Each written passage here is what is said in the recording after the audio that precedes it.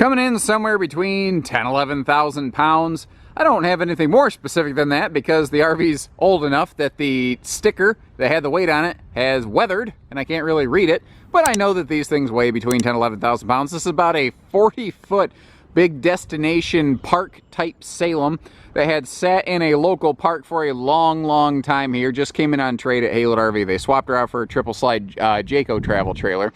And overall, it's got some history to it. We're going to cover that. I tend to be pretty no holds barred about the things that we see. My 2 cents on this: if you're a handy person, if you're good with a screw gun and a little bit of plywood, I think that this could be something that you could leave parked somewhere, put a weekend's worth of sweat equity into it, and you'd have yourself a lot of trailer for the money. If you're a first timer who doesn't know anything about anything, I don't recommend this trailer for you because the history that it has is not the kind of history that's going to play nice for you. A unit like this is really a great example of why you should consider bringing your business to Haylett RV, just because of the way that we shoot you straight and we don't gloss over things that are not easily recognized visibly. This RV had sat for a long time in one spot, and overall the folks didn't beat it up, but it's showing some of its age. I'm going to point some of that out to you. Now, one of the big obvious things is you're going, dude, where's the chairs? Well, again, this RV had been here for a long time. They swapped out the original factory camper chairs, and in their place they put a big residential recliner, theater seat, something like that they chose to take with them into their new RV. They bought a big triple slide Jayco here at Haylett RV. One of the signature calling cards of destination trailers like this, though, is that sliding patio door and that big atrium front end to give us all those beautiful destination windows. Up top here, this is an aftermarket residential ceiling fan. You can see how they actually ran the wire through a little bit of simple conduit over to that power outlet here in the kitchen. And interestingly, one of those blades is not here. I don't know what. I don't know why. I think that pretty much renders the fan inoperable, but it wouldn't be really hard, I suppose, to swap that out for another one, or maybe just simply remove it and put a light fixture there, or just remove it entirely. There's nothing that says you couldn't do that either. Electric space heating fireplace takes a little bit of that nip out of the air without burning up your propane in the big furnace on these things. And the entertainment center would if you choose to add a TV, you could put it over here. Although with this being a wood stud sidewall, there should be studs you could tap into there if you wanted to mount a big screen. I mentioned the hidden stuff that we don't gloss over at Haylett RV. Because if you look, you can see that maybe around the kitchen some stuff was spilled and you can see little stains on the floor. But what you can't see is the water damage that is currently eating away at the floor of this super slide on both slide end floors. You can see where it started from the outside, and I can get in here and I can walk around, but as I start toe tapping, you can quickly find a spot where the subflooring here in the, well, not the subfloor, the actual floor decking of the slide is beginning to fail. So depending on what your use and intentions are here, that might be something that you're hey man, for the low dollars of this thing, that I'm just going to throw it out back as a hunting shack, I don't care about that. Okay, fine. You are buying this RV, certainly not the full suggested tag on one of these things. But if you're no, I'm buying this thing cheap so that I can do a couple things. If I got to rebuild a slide floor, I'll rebuild a slide floor. Which, is it the smallest job you could do to an RV? No. But is it the hardest thing you could do to an RV? Also no. It's a very manageable thing to have done. You could rebuild the slide floor in this and overall clean it up. It'd be okay. It could definitely use a good cleaning, but RVs that have set a long time, that is typically the case. I love all the counter space here. I also like how this could really function as a little desk area. Being a destination trailer, not technically a travel trailer by official definition, we've got things like a residential fridge, microwave, and oven stove combo. These appliances right here actually make it the reason it's called a destination trailer. And the reason it's not technically called a park model is because it is still fully self-contained with its own holding tanks. Now, it's easy to miss, but this bathroom has just all kinds of storage space. You've got just super tons of closet space here. Well, to give you an idea how deep all that is, here's a big full virtual walk-in closet, and then you can use that to extrapolate how much storage is going on behind all of this.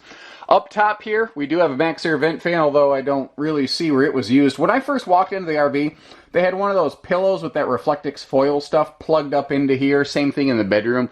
I think that they were just kind of wanting to keep it a little bit cooler back here in your primary sleeping space. And this bathroom's big. You know, since the RV wasn't built with the intention of keeping it short or light, they were able to build this thing with a much, much larger bathroom area. We've also got a big shower in here, complete with a garden tub, which can be used to kind of sit down to bathe if need be. Now, the original mattress had gone the way of the buffalo. I believe this was probably built with like a 70-inch king originally, because you can see how the bed decking sticks out past the residential mattress that was put in here. Either that or that might actually be a full and not a real queen bed. That could actually be the case there. So anyway, the fact is, you could easily put a queen in it, maybe a camp king, but that might be close. I noticed that this door up here was removed, but it doesn't look like it was ripped out because the screw holes don't look like they were damaged or anything. Another cool thing, since they didn't need to keep this RV short, they were able to do stuff like this just 8-foot wide floor to ceiling, and this has got about a 7-foot interior height to it, by the way. This is a taller than the average bear kind of camper with dresser drawers. Well, basically tons of storage space in this thing. So if you are looking to have it left at a destination or potentially use it as a seasonal camper after a couple little fixes or cleanups, yeah, you know, you got the space and the storage to do all that. And really, as I walk around the outside of this thing, other than the slide stuff, which, I mean, the stuff that's happening with the slide out that I talked about, obviously very concerning.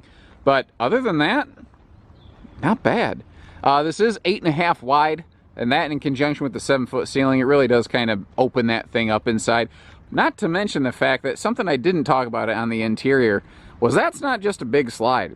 That is what we call a mega slide. That is a 3-fixture slide. Count up those big giant windows, because that was made with the idea of having, like I said, a sofa and a recliner and a dining table all in there. Or though, just like the previous owners, you could obviously just deck it out with whatever furniture you please. When we picked this trailer up from the folks, because a big trailer like this, they didn't have a tow vehicle for, and that's the other thing, is that if like you like this, but you don't have any way to get it to your destination, call us. We can figure this stuff out, guys. Now, in terms of like what's going on with the slides, you can see how this has all been resealed. I think that whatever was going on with it has been addressed, but the problem is water still got in. So I don't think it's getting worse. But it's still there. It's definitely there, and you need to know about it, because there's a lot of recent resealing done all around the slides, over the fender well, all kinds of stuff. Now, when we picked this RV up from the folks' location, all 4 tires were flat. They had tire covers on the things for so long, we literally had to basically cut them off. They just weren't working on their own like they normally would. So, if you are in a somewhat local area and you just wanted this delivered and dropped off to a place, it's probably okay, but we have no idea how long those tires were flat.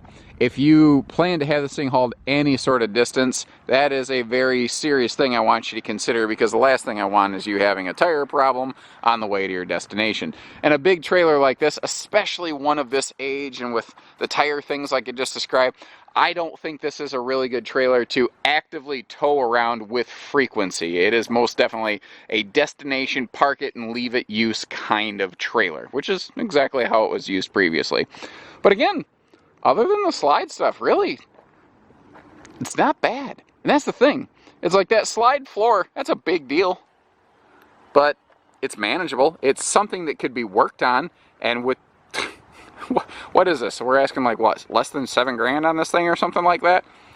That's a lot of trailer for that money. I've seen trailers go for more money with way bigger problems in a smaller body size. So if, like I said, if you're handy, or you know, with that kind of price tag, you could pay somebody to fix that slide floor, man, you'd have a lot of trailer left that you could really enjoy, really for plenty of years afterwards. So take care, stay safe, have fun, and happy camping, everyone.